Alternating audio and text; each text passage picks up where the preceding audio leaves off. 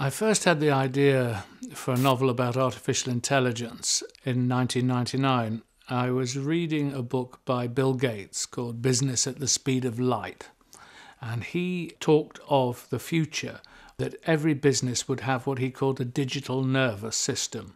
So that if you were McDonald's, say, if you sold a hamburger in a small town in Europe, they would know about it in the computers at the headquarters of McDonald's in the United States, and they would be able to reorder the raw materials you need in that store, and the algorithm would work out how many cattle needed to be slaughtered in Chicago to provide the meat for the Big Macs and so on. A company would function digitally as an entity. In November 1999, I was on a train going through Ealing Broadway, of all places, and I suddenly thought, my God, wouldn't it be extraordinary if a company came alive around the people working in it, if they were no longer really necessary? And that was the origin of the idea, 11, 12 years ago.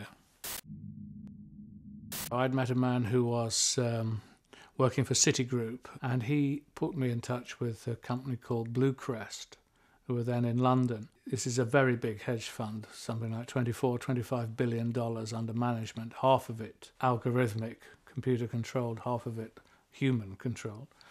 And the algorithmic side is run by a remarkable woman called Leda Braga. Very rarely does one get a woman in this world of computer trading for some reason. They then moved to Geneva because of regulation of hedge funds. And I said to her, how do you feel about that? And she said, well, fine, because we'll be able to recruit a lot of people, possibly from the Large Hadron Collider. And for the first time, I got a measure of how the financial world really works. Forget the image of the city being run by the kind of figures in Wall Street with braces and cigars. It's run by professors of mathematics and physics. And I went to Geneva and saw their operation there. And of course, at that point, it became irresistible that Geneva was the place where Mary Shelley wrote Frankenstein. And it seemed to me that this unlocked the novel for me. I could write it as a kind of gothic, realistic novel set in the modern day about a physicist who invents an incredible algorithm for trading on the world markets. And suddenly this idea that had been kicking around in my head for more than 10 years, I found the way to actually write it.